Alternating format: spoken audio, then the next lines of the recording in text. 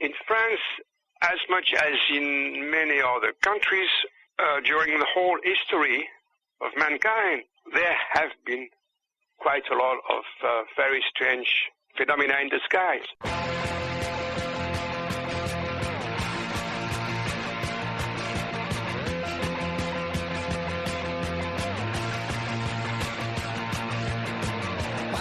There had been a big UFO waves in 1954 in France. There were about 300 reports of close encounters. One of the most famous ones happened in the north of France, in a place called Carouble. There were young people, many of them who were convinced that everything was going to be revealed, that they were going to find the truth about UFOs, etc. Yeah. And that didn't happen, you know. So they became skeptical. They began attacking Japan as soon as it was created, you know.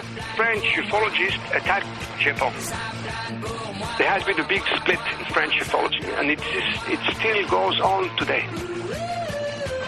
I think we can be fairly optimistic, I would say, that the French are back on the map of ufology and that we are going to make some progress.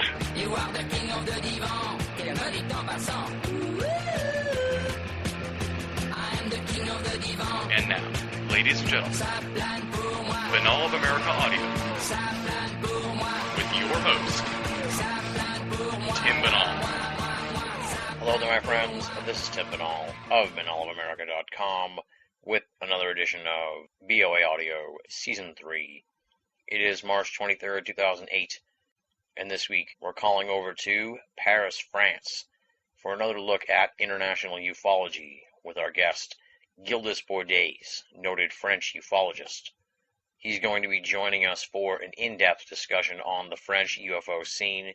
We're going to be talking about its history and evolution, the fascinating story of the various official government-sponsored French UFO projects throughout the years, the Cometa Report, media coverage of UFOs, the attitude of the everyday public with regards to the UFO phenomenon, the release of the French UFO files in March 2007, the state of French ufology today, and tons more.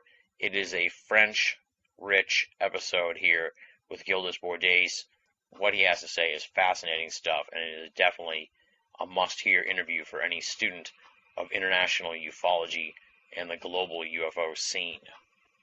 For those of you who are unfamiliar with Gildas Bourdais, let me give you a little bit of background on him. Gildas Bourdais was born in 1939, studied business administration, worked in technical publishing, and lives near Paris, France. He became interested in UFOs first by reading the books of French author Aimé Michel in the 1960s, and the books of Dr. J. Allen Hynek and Jacques Vallée in the 1970s. He became an active researcher only at the end of the 1980s, after becoming aware of new developments at that time, especially regarding Roswell, UFO secrecy, abductions, and cattle mutilations. He became also interested in the historical, mythological, and religious dimensions of the UFO phenomenon. He's the author of 6 books, and has been a speaker at several conferences, starting in Brazil in 1997, and in France, Italy, Great Britain, the United States, and Ireland. And now, my friends, without any further ado, let's rock and roll. This interview was recorded in 2 parts, first on the 13th of February, and then on the 15th of February. It's a pretty seamless cut. I don't think anyone will even notice it. But for the record, this interview was recorded on February 13th and 15th. Gildas Bourdais, talking about French ufology on BOA Audio, Season 3. Ladies and gentlemen, welcome to a very special edition of Binnall of America Audio. We have a very cool guest here, direct from Paris, France, Gildas Bourdais. He's going to be telling us all about French ufology and the French UFO scene. As many of the listeners know, I have a great interest in the international UFO phenomenon. When I finally got a hold of Gildas, I knew I wanted to have him on the show here, so we can learn something here about the French UFO scene and French ufology. And Gildas is one of the big players over there in French ufology, so I'm excited to talk to him and really find out a lot about what's going on over there in Europe with the UFO scene. Gildas, it's a great pleasure to have you on the show. Welcome to Binnall of America Audio. I'm glad to be invited. Well, let's start out with just sort of the general biography background. You know, who is Gildas Bourdais? How did you get interested in the UFO phenomenon? Well, I am 68 years old now, and I am retired, but I worked in technical publishing after having made some business studies, the equivalent of an MBA. Mm-hmm. So that's my professional background. It has nothing to do with UFOs, but I became interested in that long time ago when I was already a student. There were already some interesting French studies being done at that time. You know, there had been a big UFO waves in 1954 in France, which was well studied by a French journalist, Aimé Michel, and he made a good book. So it was already very interesting in France. And then there was, of course, all the UFO scene, especially in the United States, mm-hmm. and I became more and more interested. And especially during the 70s, when, well, to tell you the truth, when there was the publication of the Countdown Report, which said there was nothing, I believed it. Oh, wow. That was in 1969. So I lost somewhat interest. I was more interested in the conquest of the moon, the moon landings, mm-hmm. Apollo landings at the time. But then there was the book of Alan Hynek, the astronomer who had been the scientific advisor for the Blue Book study in the U.S. Air Force.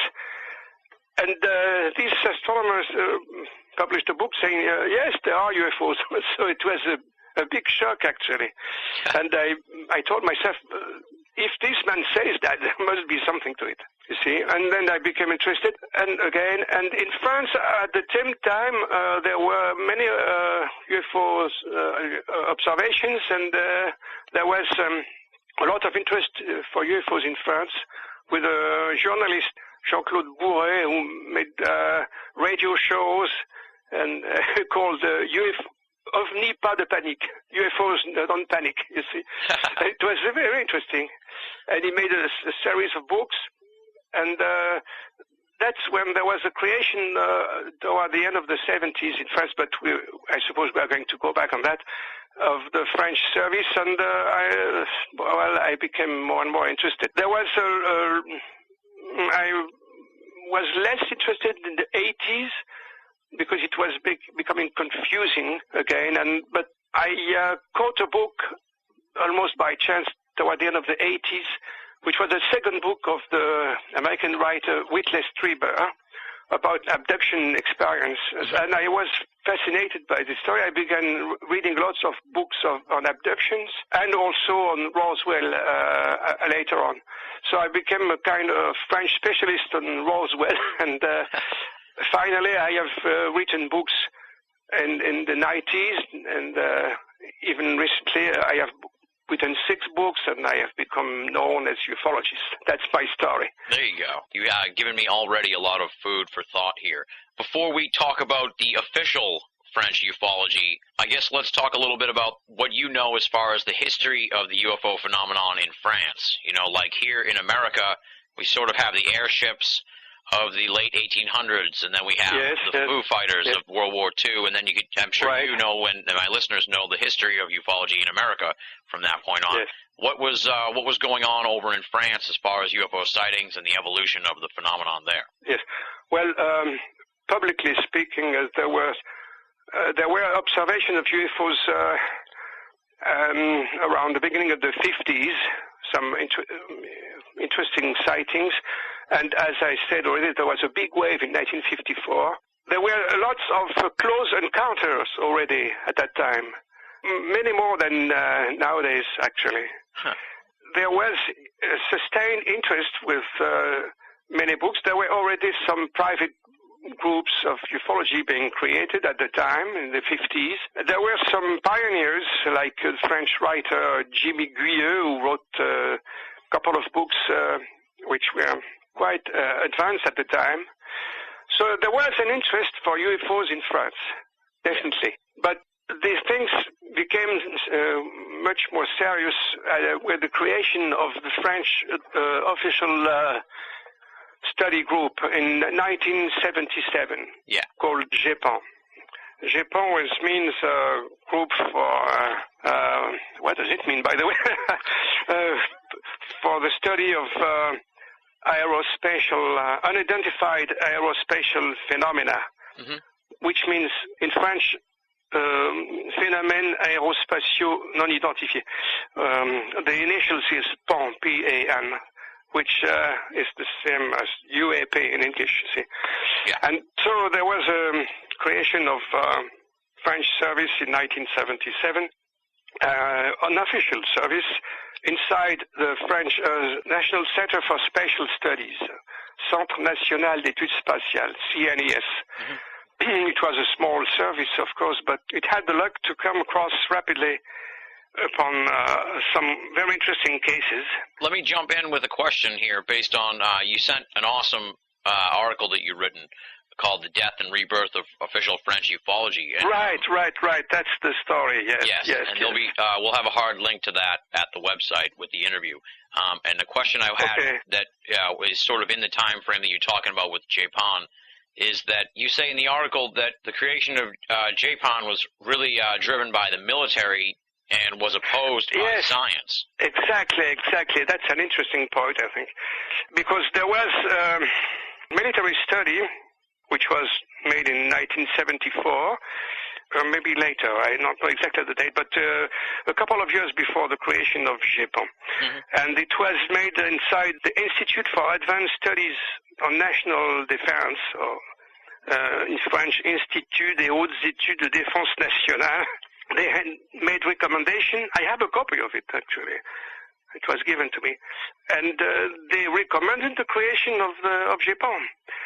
But on the other hand, in the scientific and intellectual circles, there was very little consideration for UFOs. They were considered to be phony stories, purely psychological phenomena. And so there was, there was a sharp contrast between the military on one side and some people in the CNES, like the director of the time, Yves Sillard. If you have seen my paper, you have his photo in it. And he was a very important person in the history of French ufology, because he created JPON, and together with the engineer Claude Poher, who had done himself some studies personally, like statistical studies. So these people joined and together for the creation of JPON.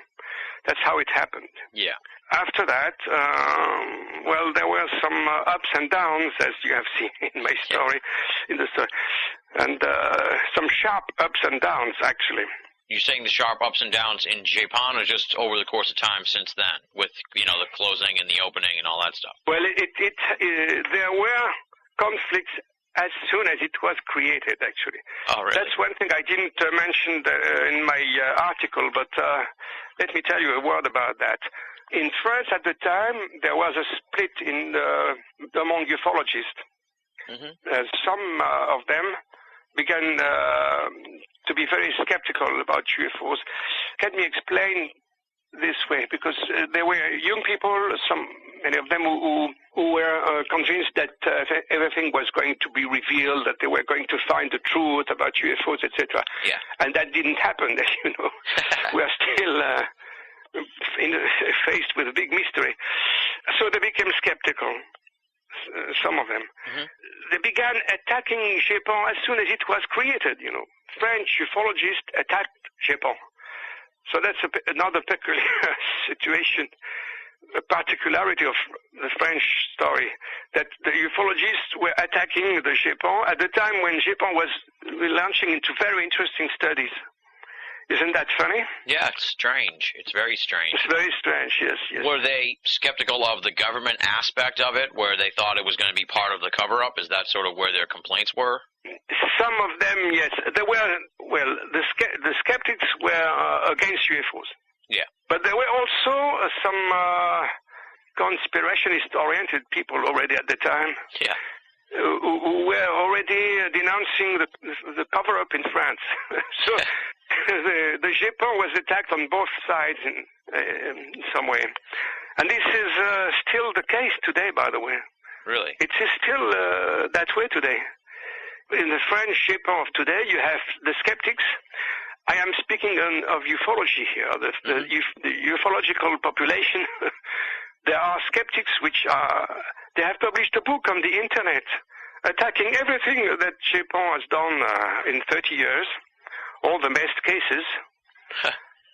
And on the other side, you have people, conspirationist-minded, who keep denouncing cover-up. So that's an interesting point.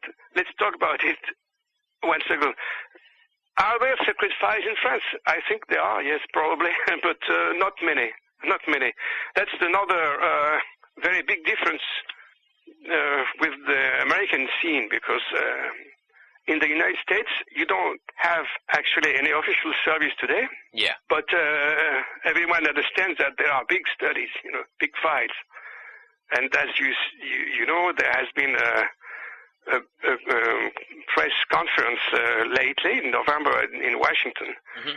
with many important witnesses, like 2 generals and others, who ask for the reactivation of official studies in the United States. Who knows? Maybe this is going to happen. I don't know. Do you know? I wish. I don't know. I wish. Okay. Let me jump in here on the timeline and ask you, when you were telling your biography part here, you said things were confusing in the 80s. Did you mean yes. in the UFO scene things were confusing, or just that, you had other things going on in your life and you weren't interested in UFOs? No, the UFO scene was becoming confusing because it was becoming very complex. There were many cases which drew attention at that time of sightings which displayed some absurd scenes.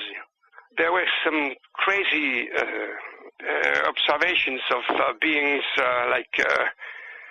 we already had seen that in 1954, but it began to weigh a lot on ufology, yeah. It seems to me.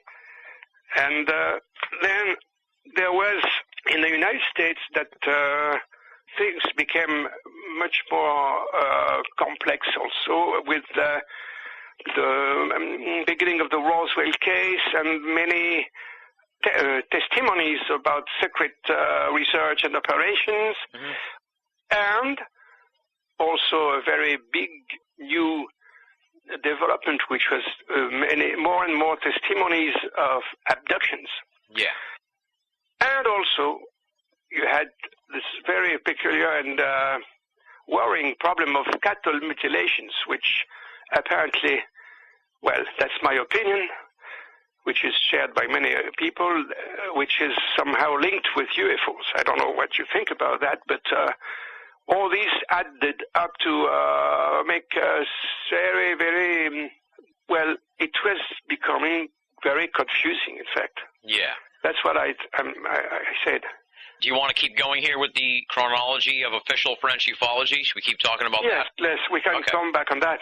And what happened at the beginning of the 80s was they came across 2 very good cases, the Trans-en-Provence case and L'Amarante in 1981 and 82. Mm-hmm. And they made some very sharp studies on that, especially on, in Trans-en-Provence there was a brief landing of a small UFO in a garden in the south of France, which left a round trace on the ground and which made some very bizarre effects on plants around.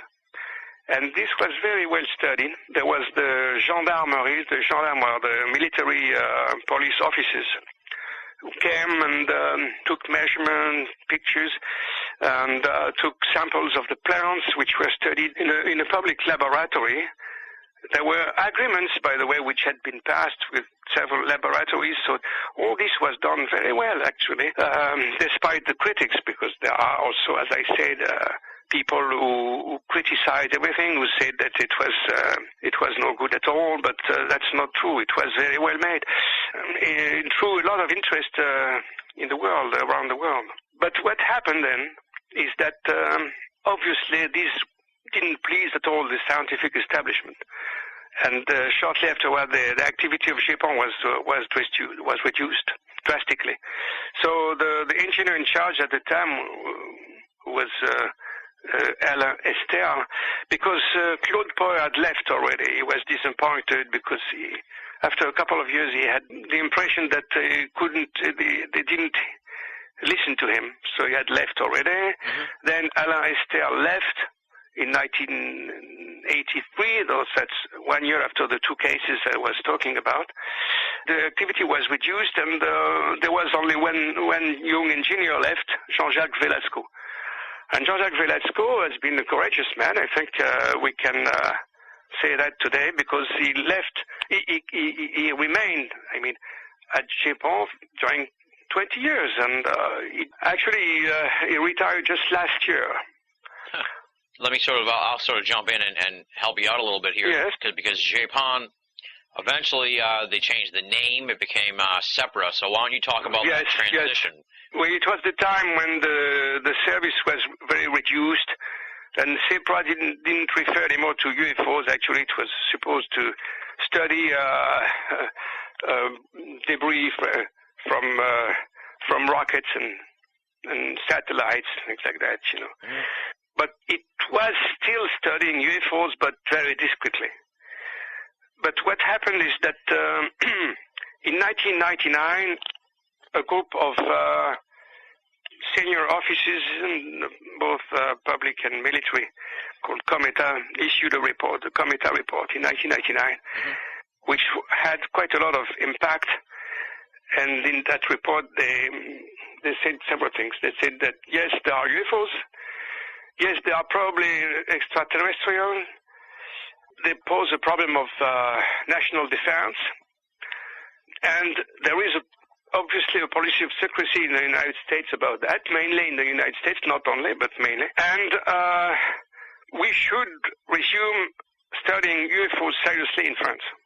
We should reactivate the group. Mm-hmm. And that's what happened in the following years.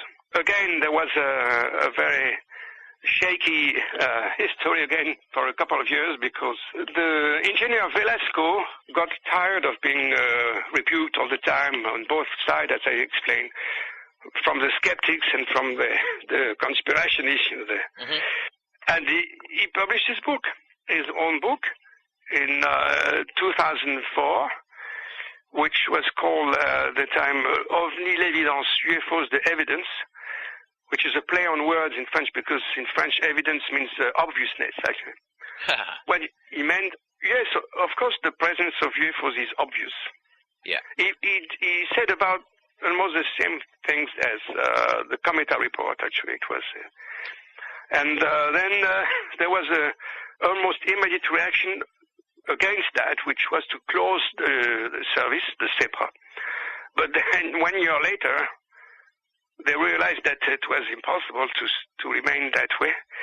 There was a lot of pressure in the press and around to reopen it. And the decision was made in July 2005 by a new director of CNES, the French National Center for Spatial Studies, to create a new department. And that was what we have now, the GEPAN, the same name with an I added for information. GEPAN.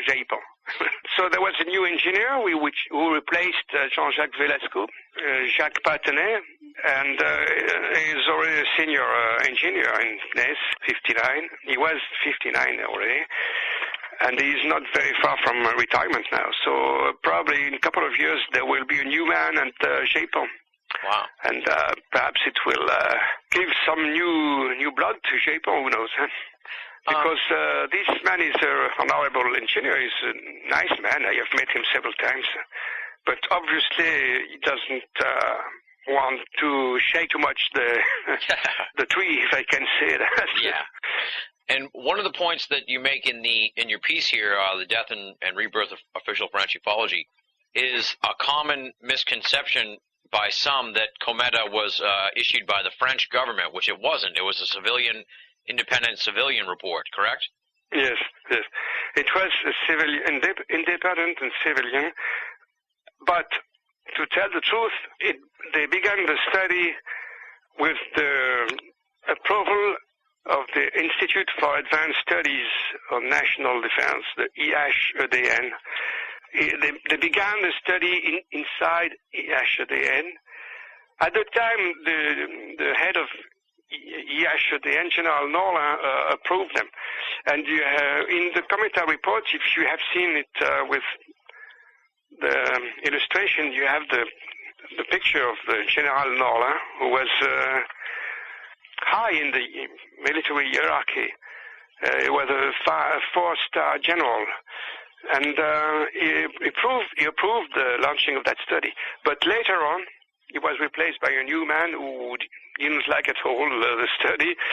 So they stepped out of IHEDN and became a completely independent and private group. But in that group, you have several senior officers, like the head of the group, General Denis Letty, who is Air Force General, another Air Force General, General Bruno Lemoine. You had Admiral Merlot, who is dead now. You had several senior engineers for armaments, so very official people, actually. Yeah. That's why there was many people felt that it was an official report, but it was not really. Yeah. That's the explanation. Before we sort of jump into some other stuff, let me just sort of jump back, I guess you could say, to the history of the UFO phenomenon in France. You said that there was this wave in '54, but France has a long history. Were UFOs a part of that history? Was it something that people knew about and talked about, or was it something that sort of just burst on the scene in the 1900s, if you will? So you want to go back a long time ago in history? Yes. What I can say is that in France, as much as in many other countries, during the whole history of mankind, there have been quite a lot of very strange phenomena in the skies. And we had a share of that in France too. Mm-hmm. Definitely, yes. There were observations all the centuries where we have historical records. Yeah, okay. To give an example, there was, in the 18th century, some patients saw a big luminous sphere land in their fields, and they gathered around, but it was very impressive, so they didn't come too close. But suddenly there was a door which opened, and beings which stepped out and fled. That's the kind of story you have. And then the sphere exploded, if I remember well. Weird. Yes, very weird. Now, do you want to talk about the UFO wave of the 50s? Yes. Let's talk about that. The 1954 wave is a very interesting wave because there were many close encounters. Yeah. I think there were about 300 reports of close encounters. Wow. One of the most famous ones happened in the north of France, in a little place called Carouble in France. And the main witness was Marius de Wild, or de Wild, whatever you want to pronounce it. It's a very peculiar case because it has remained probably a secret file. That's an example of it. Yeah.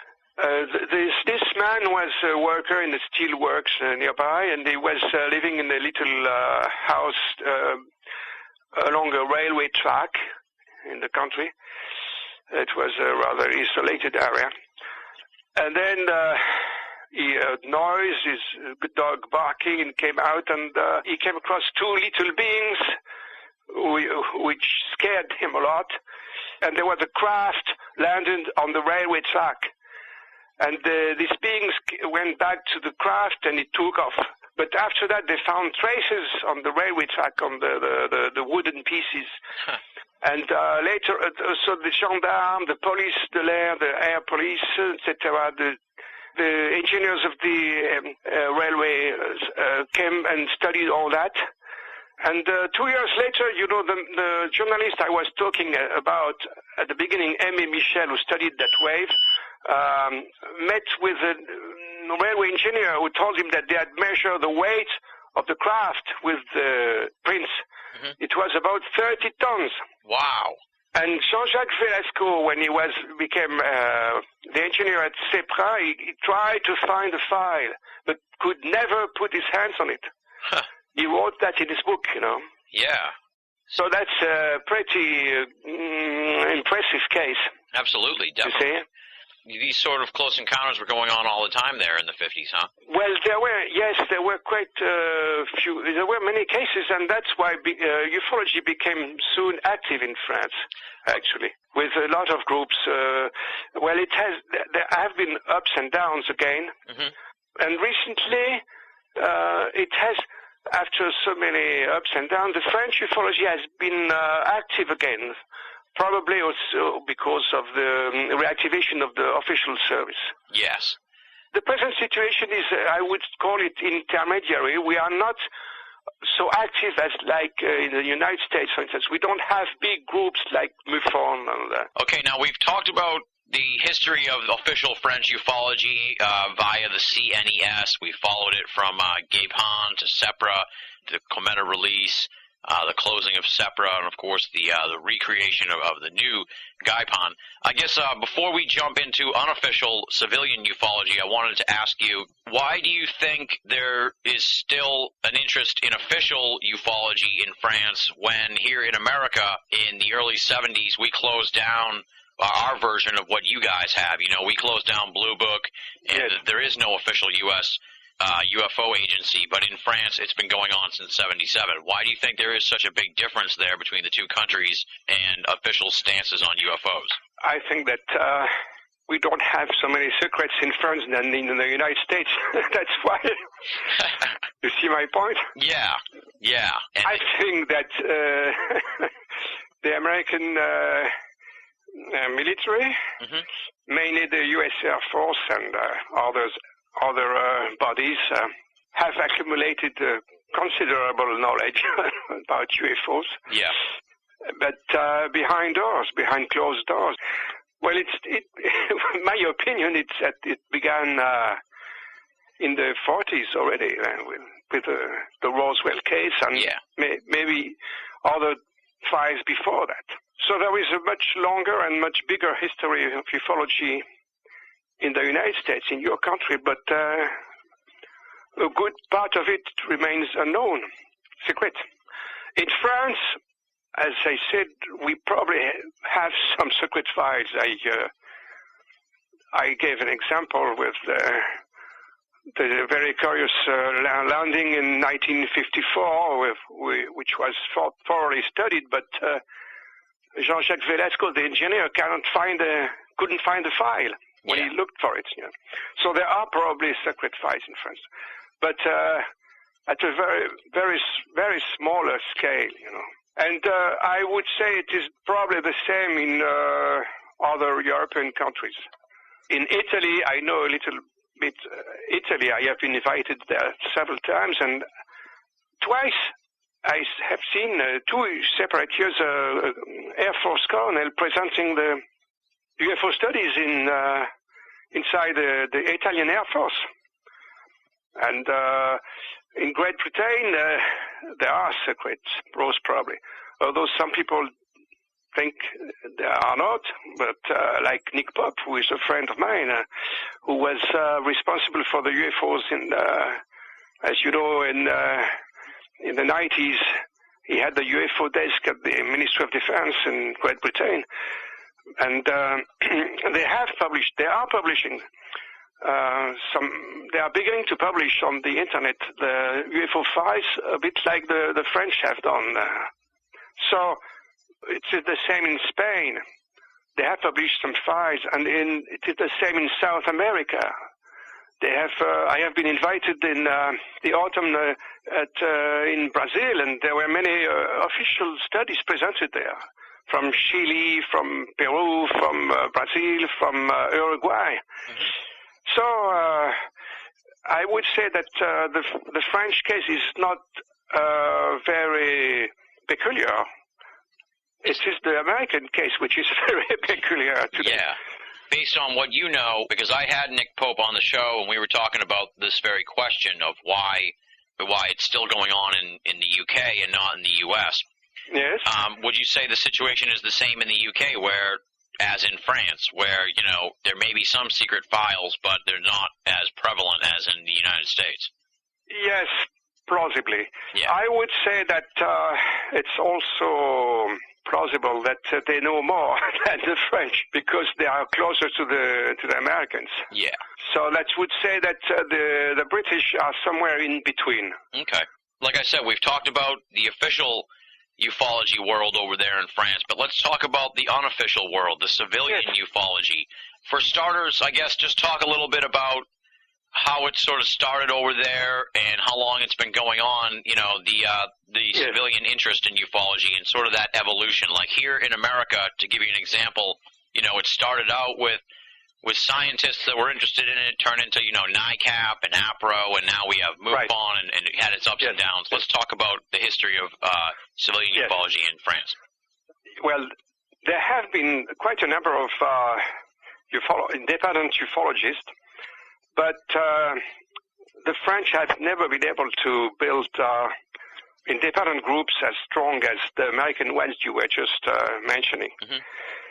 So it has remained a little scattered and with ups and downs along the years and the decades, and it's still more or less the case today.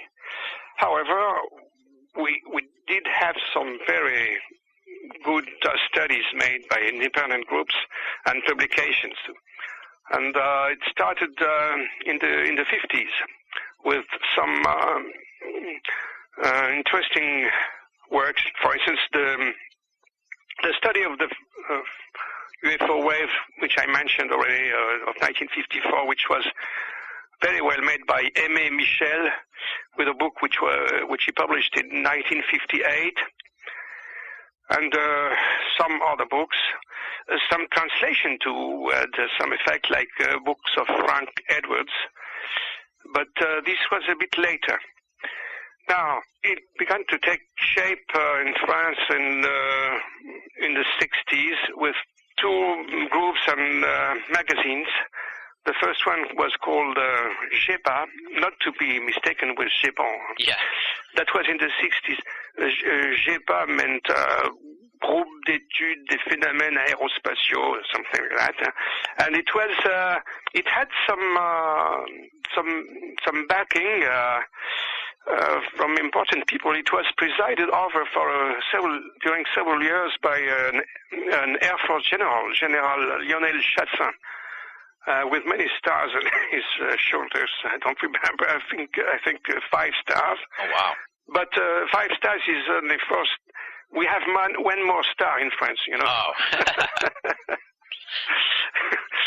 But he was an important. Yes, he was an important general in the Air Force. So that's, you see, another example as soon as the 60s of manifest interest of the military for UFOs.